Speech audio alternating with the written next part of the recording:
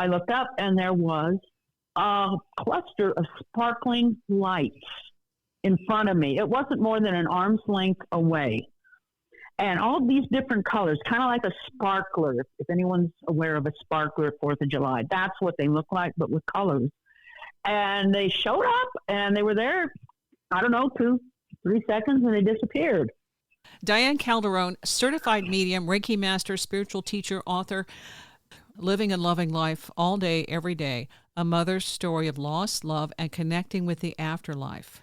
This is an amazing story because it's one of those things where life takes you in the directions you least expect and maybe a better direction than what you had planned. Go ahead and give us a backstory on this. You know it better than I do. Okay.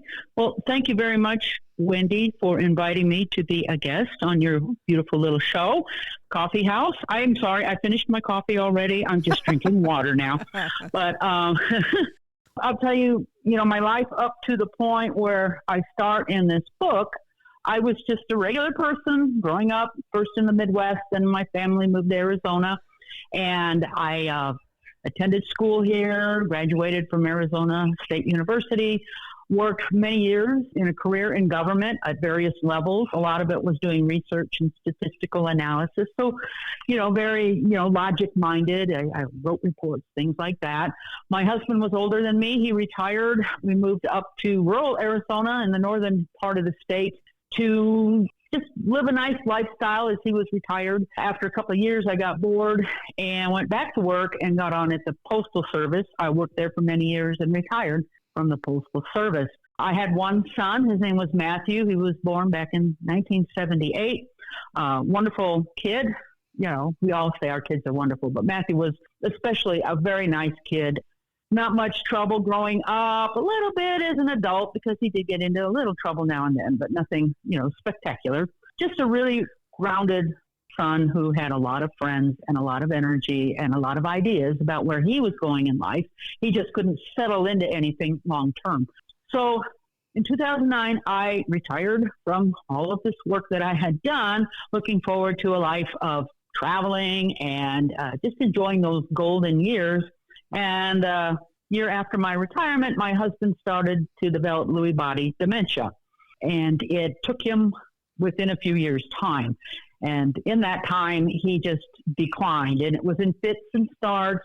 You noticed it in the early years, but later on, he was getting worse and worse. With dementia, you're just not always here in the present.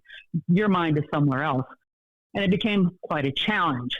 So by the late 2013, he was having a lot of episodes where he was hallucinating and, getting paranoid and was becoming quite a challenge to take care of. But I made a commitment to him. I would keep him home as long as I possibly could. And it helped that my son, who's now, an adult in his mid-30s, who lived a couple of hours away, would come up on his days off and help me out because I needed a little support, a little backup so I could run errands, run to the store and what have you. I couldn't bring my husband anymore because he would run off. So we entered 2014. My son decides he's going to get serious with life. And in so doing, he's decided he's going to pursue his dream of being a building contractor. And I could help him. I could do the business end of things. So I was working with him on that. And then tragedy struck. And so my book talks about what I was going through just before that tragedy hit, and then what happened, and then what came after. Lewy Body Dementia is what I remember Robin Williams having when he was suicide from that. Yes. Hearing about your experiences with your husband, that really is intense. It was very intense. And when he was diagnosed with it early on, he was diagnosed in 2012. He had a little stroke in 2011, but it took them a year to figure out what was really happening. I did my research and I looked for information on Lewy Body Dementia to see what we were in for. And there were some really good resources. There's an organization for this kind of condition, and they helped a lot.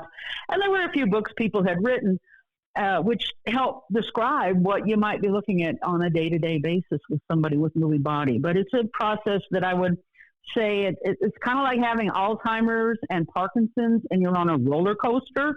because you have days where you're up on a high and you're doing fine, and then boom, that roller coaster hits the dip, and your person is just a challenge, a very, very challenge.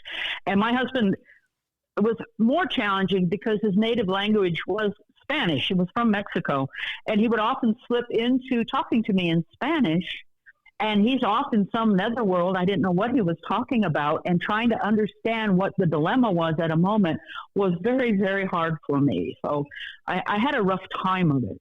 I will mention that, after going through what I went through with my husband, and, he ended up in hospice, but I kept him here at home. He passed away here at the house. When Robin Williams, when I heard the news that Robin had died, and they hadn't really said how, I knew. I just had this intuitive feel that he had Lewy Body Dementia and that he had committed suicide. How I knew that, I don't know. If I had not been dealing with my husband going through this, I wouldn't have had any clue what Lewy Body Dementia was about. So I think Robin's death certainly has brought that disease to a forefront. There's a lot of other people well known who have had it, but it's a challenge. It's very sad. Well, some of the unusual experiences you had with your husband, you're driving home from Phoenix and your husband has an episode, as you describe it. Can you share that? Yes. This was in late 2013. I had taken him down to Phoenix to see his neurologist. And when we left, my son had showed up. I had told him we would be down there, and my son lived in the Phoenix area. And he met us, and he said, let's go have lunch. So we went and had lunch. And Sal, my husband, was feeling okay that day. In the mornings and early afternoons, he sometimes was okay. And Matthew had said after lunch, can you stop by at my house? I have a few things that I would like you to pick up and bring up, to your house. Like, okay, fine. So we take off, and I'm heading over towards Matthew's house, and I turn up the street. It's called 23rd Avenue. It's a residential area, and it's just a few blocks up that road to get to my son's house. And as I'm going up the road, my husband starts freaking out on me, and he just goes into this space where he's yelling, stop, stop, stop. Somebody's going to get hurt. Somebody's going to get killed. Stop, stop. And I, pull over. I stop the car, and I'm like, what's going on? Nobody's going to get hurt. There's no traffic. We're okay. No, don't go. He was so adamant that we should not go down that street that I thought, well, whatever Matt had for us to pick up isn't that important. I need to get Sal home. So I turned and headed over to the freeway and went on home. And Sal was a bit agitated on the way home, but by the time we got here, he had calmed down. Now, this was 23rd Avenue. And so this played a role a short time later with my son. When you got the phone call? Yes, I got a phone call one morning from Phoenix Police. It was a detective asking, are you the mother of Matthew?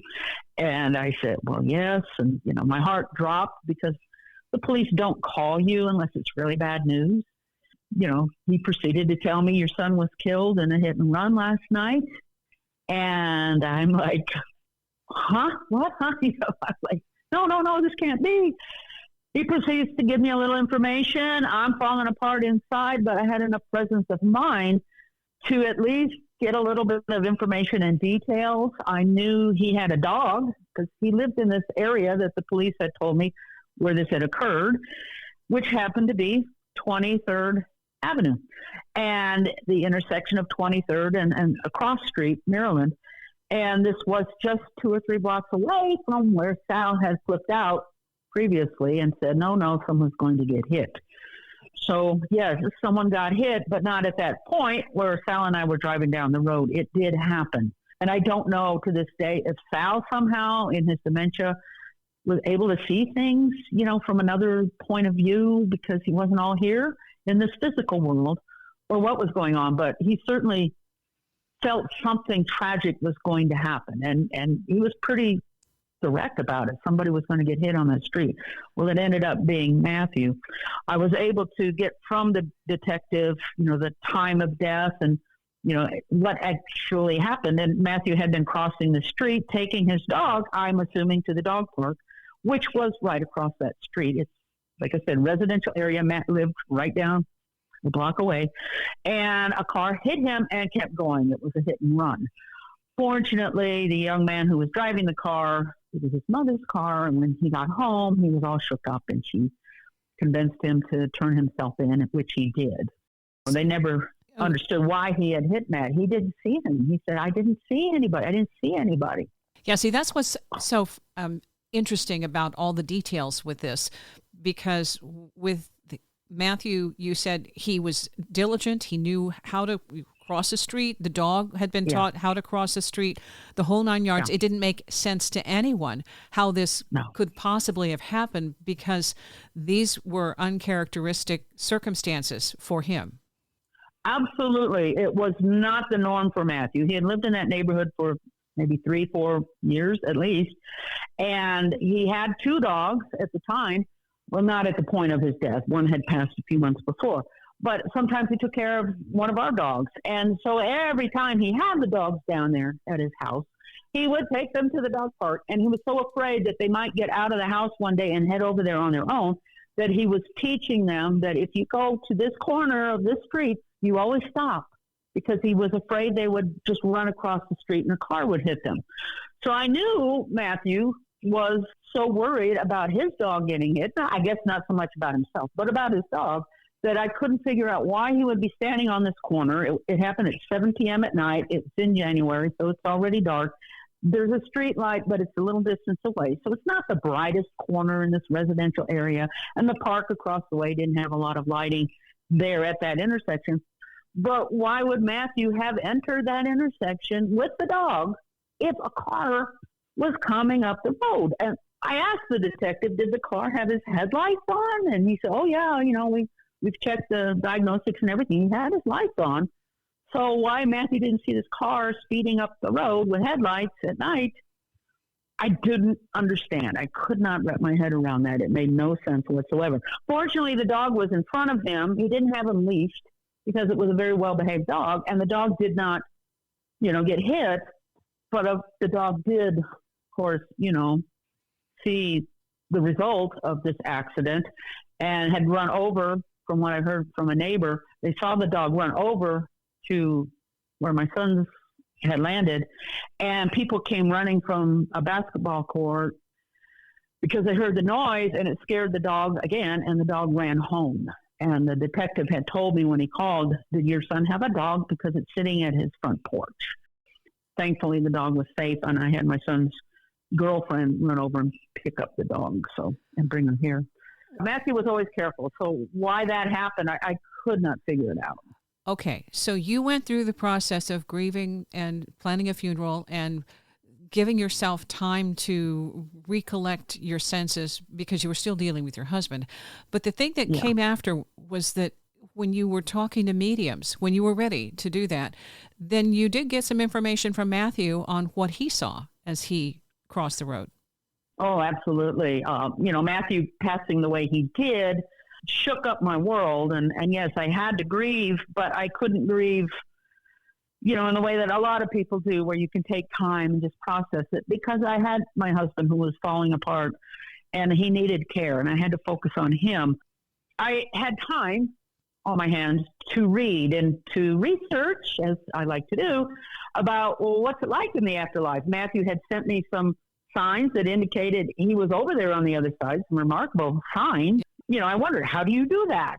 What are the signs? Because that's where people are curious. What were the signs? Oh, well, the most remarkable sign was, I'll give you the second remarkable sign. The morning that I got that phone call, I had been driving down to the highway. I live in a rural area. I have to drive down to get the newspaper. And on my drive down, a flock of bluebirds flew alongside the car. And I thought, well, that's really interesting, because I don't get bluebirds in this area. My area does not have bluebirds. They tend to live a little higher elevation.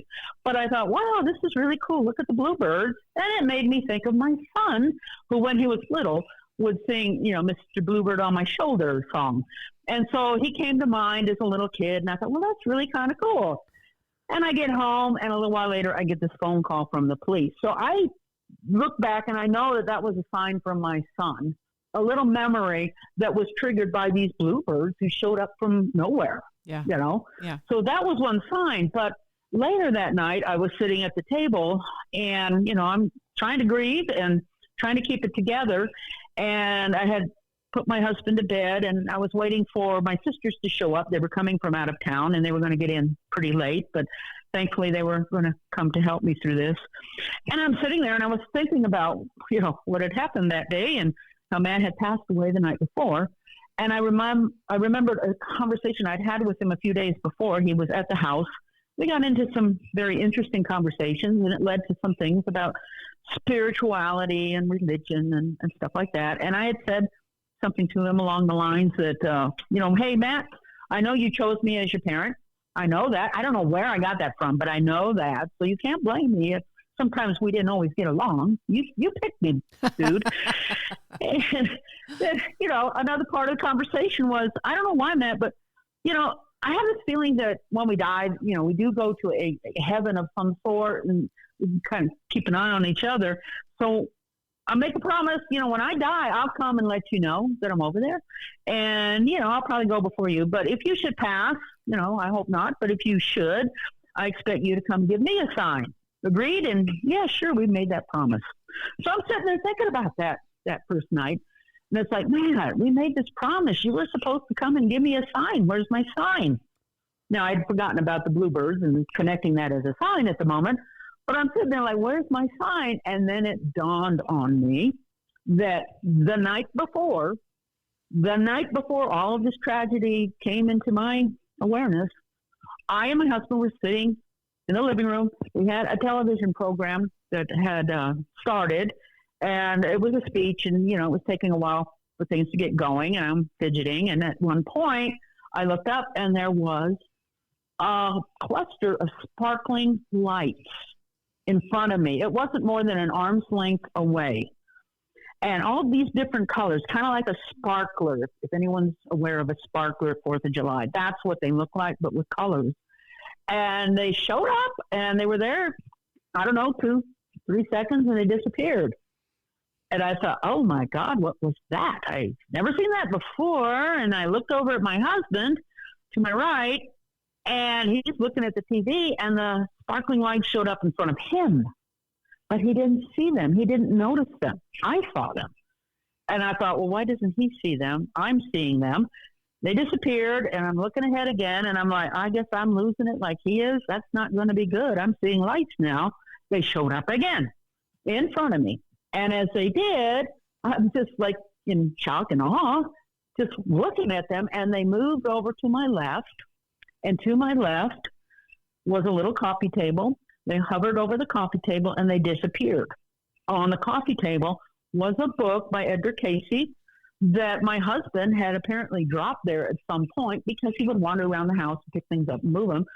And I noticed that book, and then my mind quickly forgot the lights because, oh, my God, here's the book that I read years and years ago that gave me that idea that children choose their parents. Oh, my, it's right here. And I picked it up, opened it, right to that page. I mean, I opened it, it went right to that page where Casey is talking about, the soul choosing their family situation.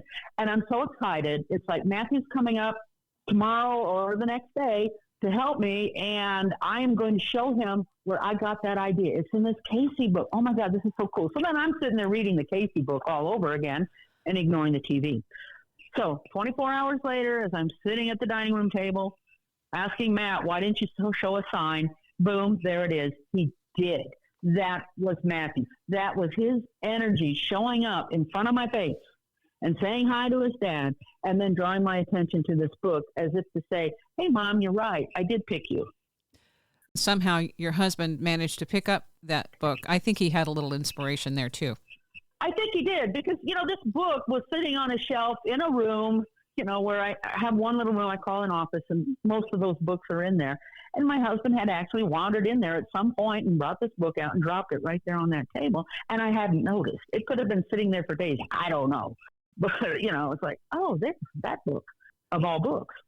So, this realization that Matthew was fine, he showed me a sign, helped me process the grief. It helped ease my feelings at the moment. It's like, oh, my God, Matt's not here. And, yes, I'm going to go through this loss. But I also know that he's just right there and that he's sending signs. And, oh, yeah, the bluebirds, they had to be from him. Over time, there were more and more signs. Well, long story short, I started reading about the afterlife and spirit communication and mediums. I was led to read books written by a couple of mediums and somebody else who had interacted with them when his son had passed over and had gotten a lot of answers. So I decided at one point that I really want to have a medium reading because I really still don't understand why Matthew was in that position to get hit by a car. I knew Matt was fine. I just wanted to know why were you in the street at that point. So I found a medium through a website called Best Psychic Directory. Somebody lived far on the other side of the country, and we, made the arrangements. She would call her, I would call her. All she had was my name. So she knew nothing at all about the situation. And I had read enough about mediums and mediumship to learn, you don't tell the medium right off the bat, hey, I'm trying to reach my son who got killed by a car. You just sit there and say, yes, I'd like to meet my loved one and see what they get. And she was pretty remarkable. She got a lot of information, and she had my mother, and my mother presented Matthew to her, and she described Matthew. She described the dog he had with him on the other side. It was the dog that had passed away a few months before. She described a cat he had that had disappeared from his house, and we never found it, and I forgot all about that cat. She had so many details, what he looked like, his personality, so much information. In my head, though, I'm screaming at Matt, like, why are you in the street? But I can't say anything to her because I don't want to tip her off, right? Yeah. So she's picking up that he had a very quick, unexpected, tragic passing, and she was having a little trouble just picking up exactly how that went. And I've learned that mediums will hesitate to tell you the specifics because not every sitter is prepared to hear the specifics. Right. So she's kind of, dancing around it as best as she could.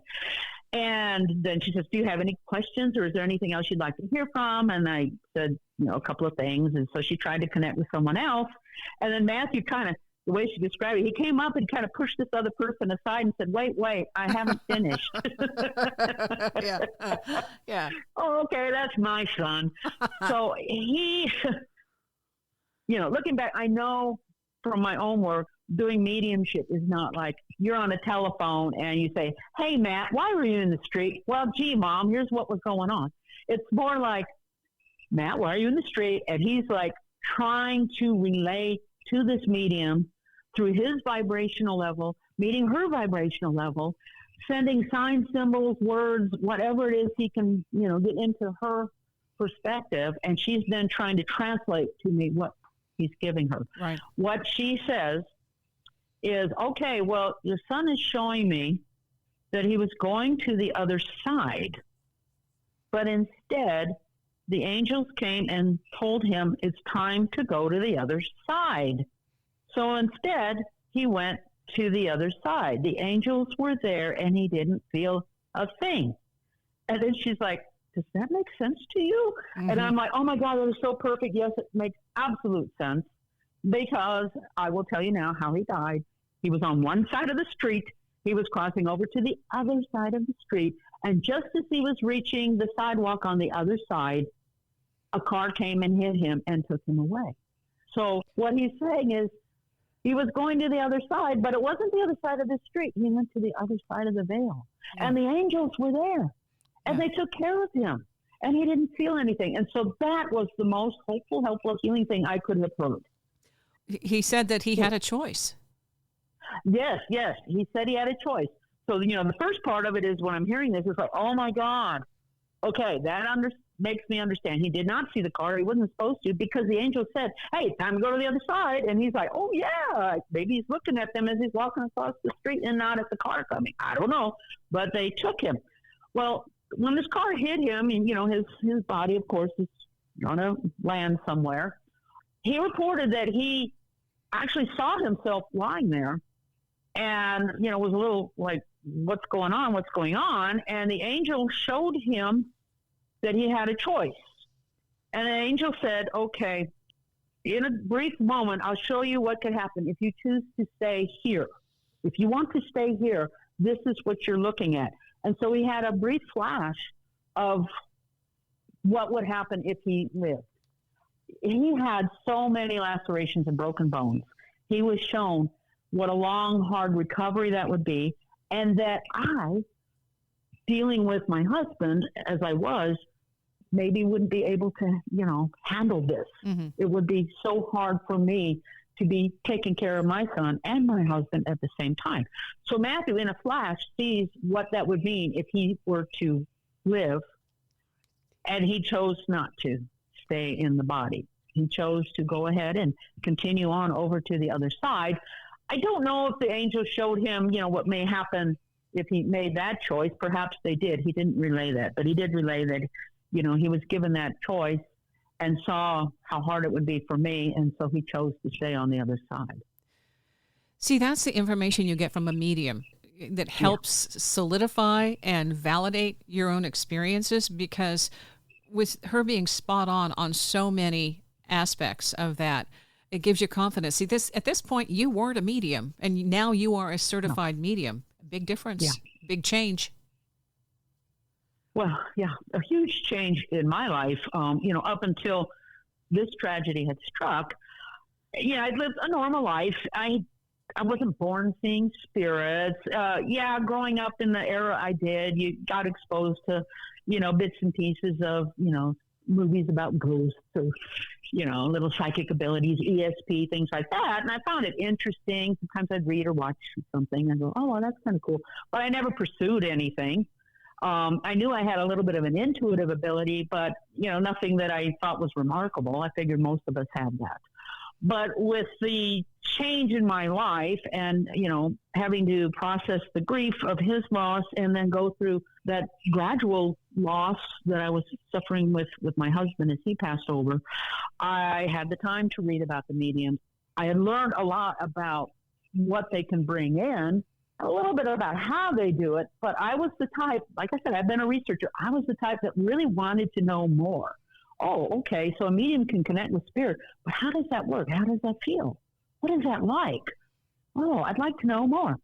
So after my husband passed, I was free to go to classes and workshops and seminars, and I started delving a little more into that spiritual side of things, and was able to take a few exercises that, showed if you had a little bit of a psychic or intuitive abilities, and I thought that was kind of fun.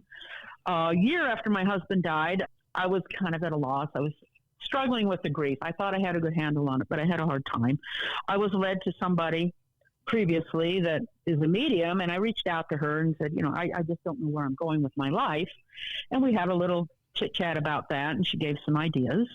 And a 3 weeks later, she called me and said, hey, Diane, do you happen to know this other medium? And she gave me the name of Susanne Wilson.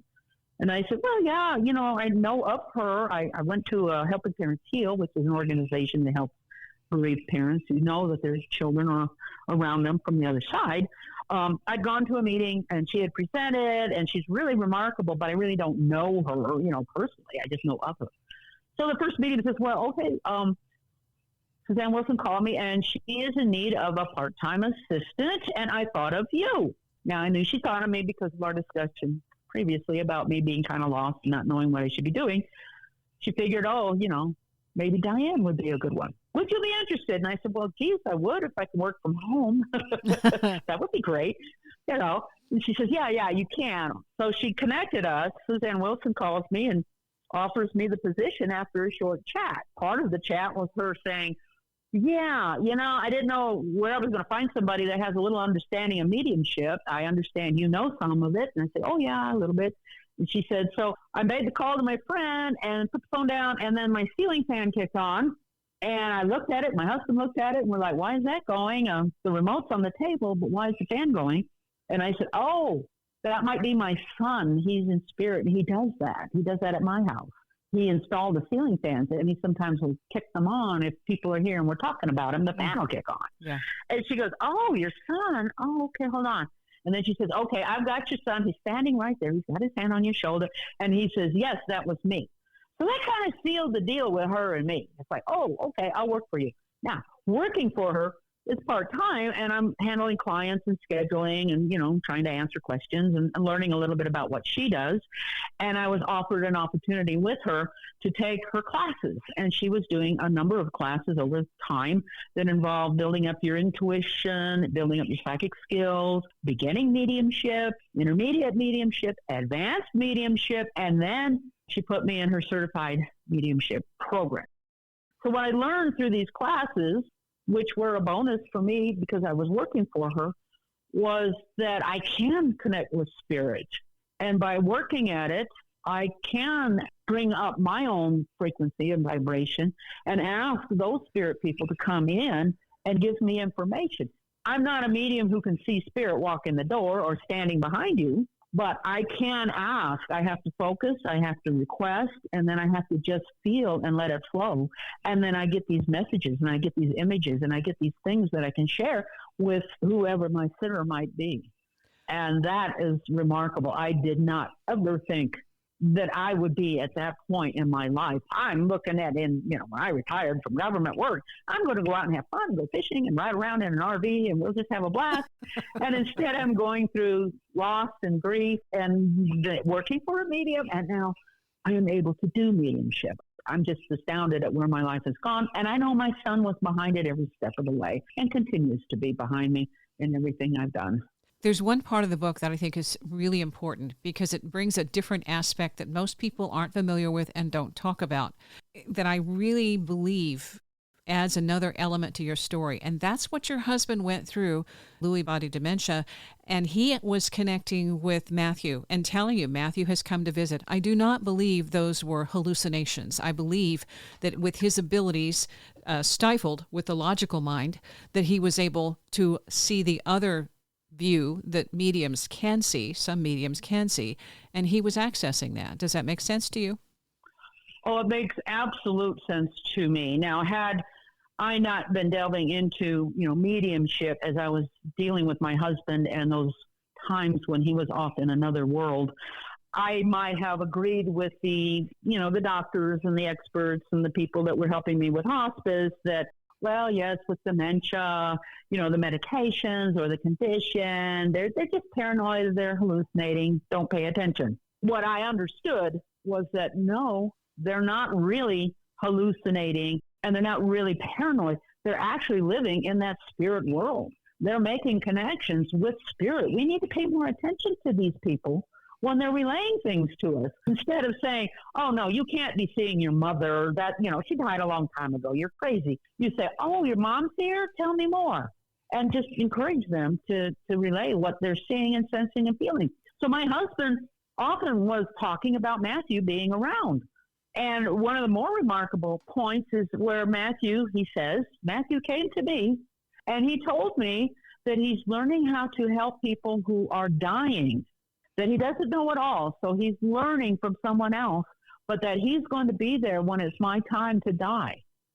My husband's telling me this. This man is not hallucinating. I am convinced. Matthew came and told him, yes, I'm going to be there for you, Pop. And I'm learning how to do this. So when it's your time, I'll be ready. I'll help you transition over.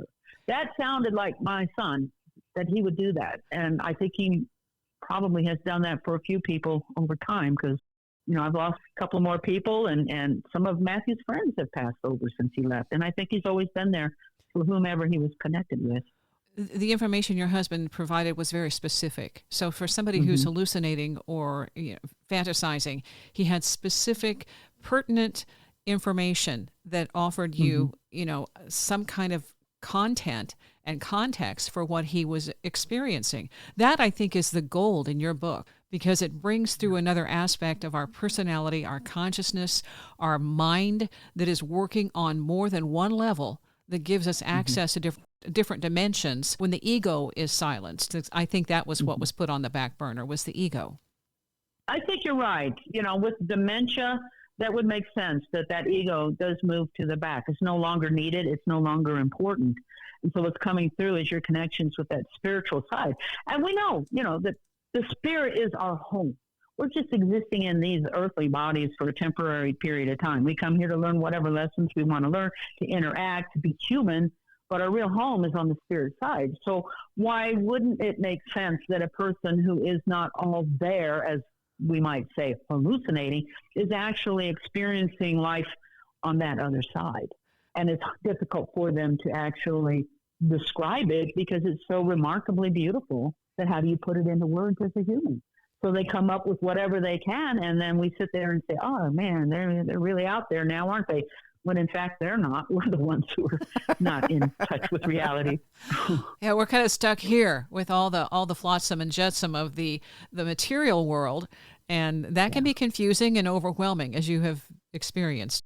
You got a few prods to write the first book, Living a Loving Life All Day, Every Day. And then with all of this that you've learned, there's another book. Yes. Putting together the first book, and it was something Matthew kept nudging and pushing and shoving me to do. And, I knew it was something that was going to be coming early on. It just took me a while to get it put together. And he sent people my way that helped me get this book into a nice format where I could get it out there for people to read and get some, hope from. But in writing the book, I had so much other information that I wanted to put in that, oh my God, I had tons of stuff. And the person that was really so helpful that Matt had brought into my awareness had been a literature teacher for decades. And she was trying to show me how to write a book that's interesting instead of a research paper. And she said, you don't need all those details. Those could go in another book. And I'm like, oh, okay. So the focus of the second book is going to be a little bit more of those details. Yeah. And it will talk about some of the experiences I had from mediums who were both professionals and practicing, and then what I experienced learning mediumship and how that process worked through me and how astounding that I am. I want to share some of that excitement I would have if I have a spirit person coming in and they're showing me, evidence of, oh, look, I have your dad and he's on a boat and it looks like, he's going up and down the boat and they're celebrating something and I see fireworks and the visitor says, oh my God, my dad was in a boat club and off Long Island, and every 4th of July they would go out there and there'd be fireworks. I mean, that's exciting to me to experience what that spirit was showing me. And the sitter says, oh, that makes sense. You don't hear that from the medium. You'll just hear the medium say, yeah, I've got your dad in a boat and blah, blah, blah. You don't hear the medium say, my God, I was so excited when he was showing me that. Yes. It's like, yes, slam dunk, touchdown. Okay, I'm on. The minute you get that first hit, there's a sense of, okay, this is legit. We can go forward. Because until the moment you get that hit, it's all, anything's possible. And it's vague until it makes sense to the sitter. And then you've got, okay, I can continue with this line because we're making a connection. Absolutely. Because, at the very beginning, especially because you don't know anything about that sitter, you have their name, right? You might know a little bit for whatever the reason, but basically you try to set that aside and it's like, okay, I don't know the sitter. Let's see who comes in. And sometimes you get stuff and the sitter's like, I don't know. And it kind of throws you off. But when you start getting stuff and the sitter says, yeah, I understand that, then you carry with it. And pretty soon I have fun. I am telling this story and I feel like, I feel like I'm just watching a movie and all this stuff is playing out. And sometimes it seems kind of unusual, but I'm just going to relate what I get. And I'm having a blast in many ways. And then the sitter, will be sitting there and they might say, well, I could get that part I didn't quite understand, but oh my God, you've got my person. This is really cool.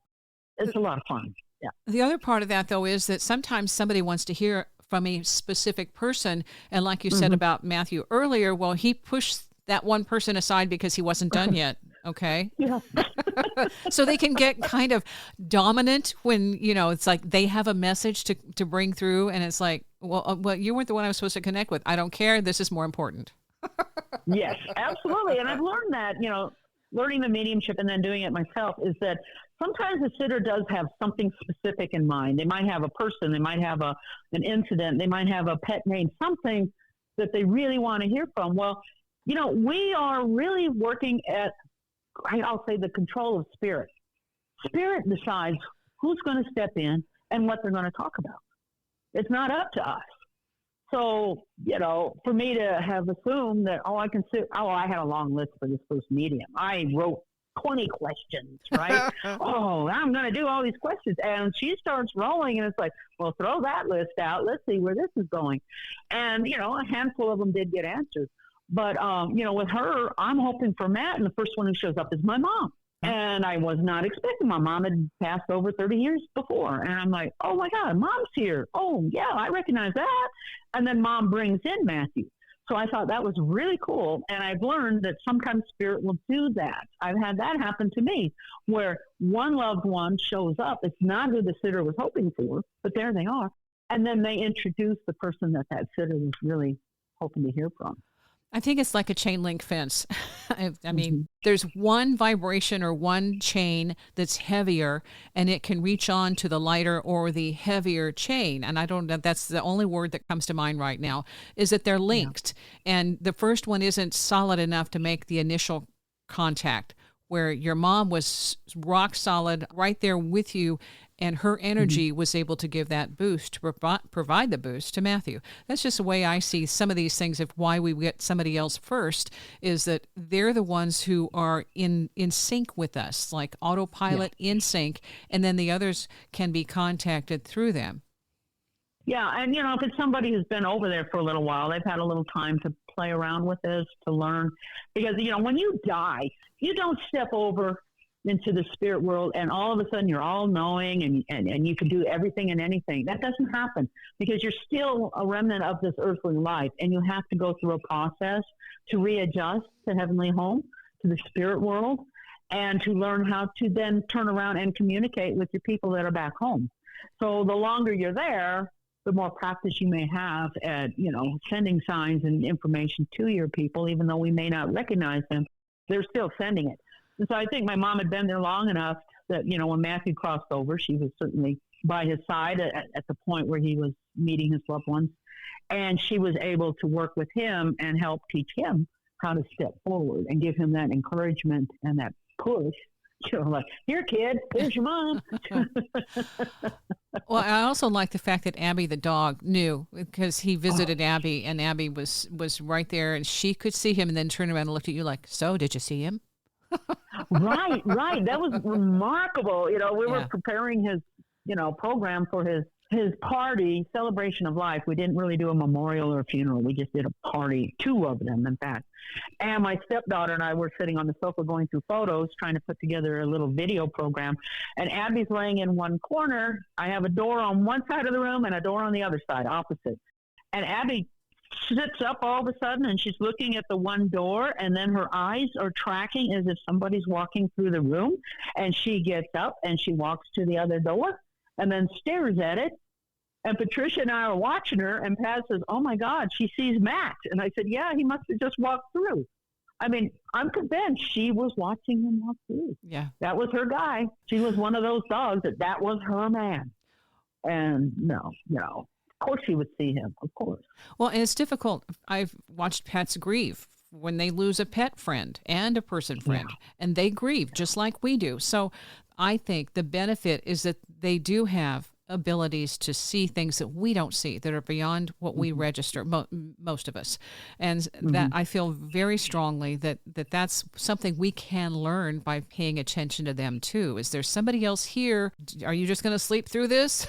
Or are you going to listen to what they want? According to my cats and dogs. Okay. It's like, yeah. So it's, they have you at, I think they have us at a disadvantage because they see more of what we see, and sometimes wish we would hurry up and get up to speed on some of this stuff. I think you're right. And, in my own opinion is that our pets are nothing but unconditional love. And I think having that quality about them makes them more in tune with that spiritual side, because that's what we are in spirit, is unconditional love. In our human forms, we put conditions on everything, don't we? And so we have a little bit of a barrier sometimes to making those connections. But when you can open up to that unconditional love, I think you're more aware of what's going on that side. So our dogs, our cats, they don't have any judgments on anyone, none. And they just love you. And if you pet them, they love you more. And if you give them a treat, oh my God, you can't get rid of them. So, they are just nothing but love. And I think that helps them tune in and see those spirit people who are coming in with their own unconditional love. Taking that back to the teenager who was the hit and run person, how were you able to process that? Because at first you were, it's like vengeance and and then realizing that, okay, maybe that wasn't the direction you wanted to go. Right. I knew nothing about the young man, except from what the detective had said. He was about, I think, 18 years old. He had been at the barber shop that was down, a few blocks away and was heading home. And he doesn't remember hitting anyone. He remembers seeing maybe a bicycle, maybe a dog. Well, the bicycle there's a bicycle sign next to the street because they had a bike path. He didn't see my son. He saw a sign. So I thought, well, shoot, maybe he was on drugs. Maybe he was on his cell phone. Maybe. And the police report, which I got my hands on because I just needed to read it, indicated that he had no clue what had happened. They could not find proof that he had used the cell phone, that he didn't bend down to pick something up off the floor, that he was not on any drugs, that he was just heading home. And this happened. And he freaked out when he heard this noise, didn't know what had happened, and just kept going. He didn't have the sense at his age to just stop and see, did I hit something? What's going on? He just freaked out and went home. I learned a little bit more about him and his situation and his family. Social media, you can get a lot of information. So, yes, at first I was angry, and it's like, well, what was it, some punk who was out, trying to get marks for something, or, was he high? What was going on? I'm so mad. But when I learned a little more about him, his situation, his family life was, he was in a challenging situation. They had some losses in their own family, and he was just one of those little lost souls who didn't know what he was doing in life. I felt really bad for him. I just felt really bad. And I came to this feeling that, sometimes we're just put into a situation in our lives that's going to make a huge impact on our life moving forward.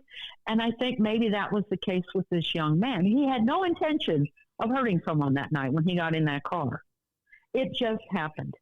And when I learned that the angels had said, it's time for you to go, Matt, the angels played some kind of a role in this. Maybe they didn't let this young man see my son in the road. I don't know. But it happened. And then I felt like, I hate to see this young man's life ruined any more than it is all now, because he has to carry this with him for the rest of his life. So, we went through several months of the police working with him and trying to figure out what to charge him with, on and on and on. And it ended up, he was offered a 5-year probationary sentence. And they didn't do manslaughter or anything like that. It was more like, like hit and run and endangerment, kind of soft crimes, because he didn't have any priors. And I was invited to the sentencing hearing. So I wrote a statement that basically said to him, you took my son, and this is how important he was in our life. So it was a little bit of a Matt not being there. He's not there to help me with my husband, nice little statement. But at the end, I said, I would like to recommend to the court, and my son, I know my son Matthew believes strongly in this. We forgive this young man for what happened, and we hope, the judge shows some leniency in the sentence. We would hope that he has a long life and that he does well in his life, So I read that, and this kid's crying. He only had one friend that was at the court with him. None of his family came because they were kind of dysfunctional, I guess. I don't know. And the court, people are crying in the court because I'm forgiving him for taking my son's life, because this young man, he's going to suffer anyway. Why make it worse? And so the judge gave the sentence, and the judge said, young man, you were just given a gift by this woman, and I hope you pay attention to this. I will give you 5 years probation. If you mess up, of course, you could end up in prison, but I will give you that. I will give you that chance. Take that opportunity and turn your life around and find something productive to do with your life.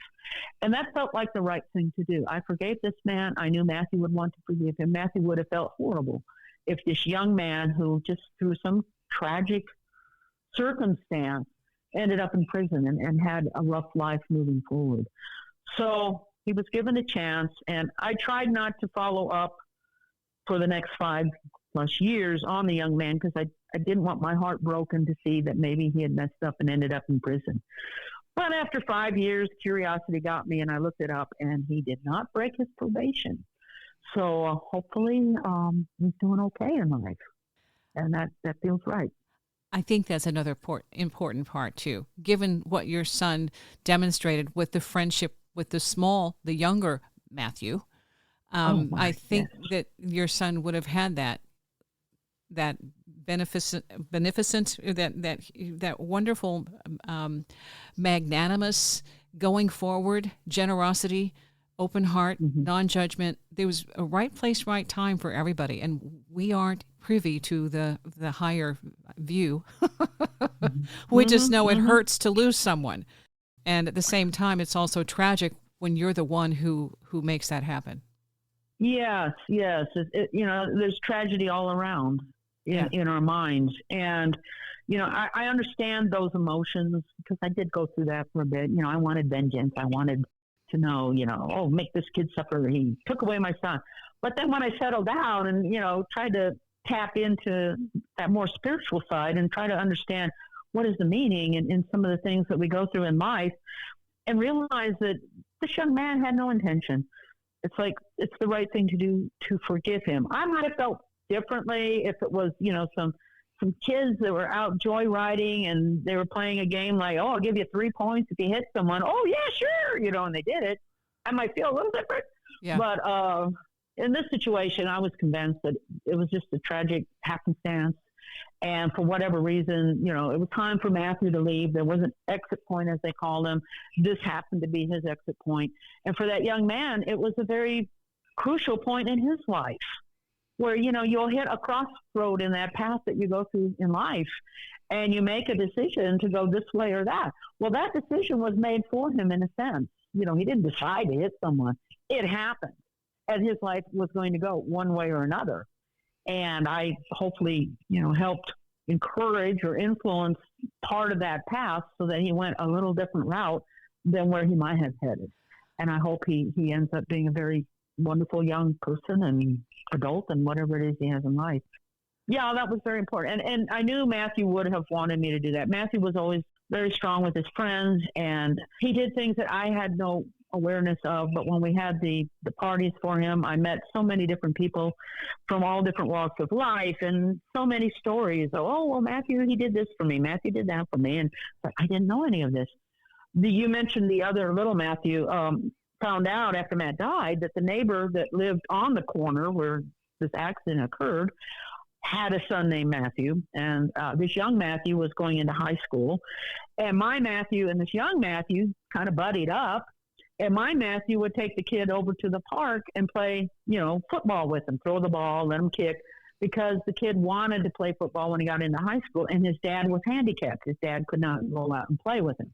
So my Matthew often took this younger fellow over there to the park and would play with him with the football and encourage him to do well in school. And I found out that my son would leave money for the younger Matthew. In the mornings when my son would go to work, he would put money under a rock in front of his house, and the other Matt could come over on his way to school and collect the money so he had something to spend during the day.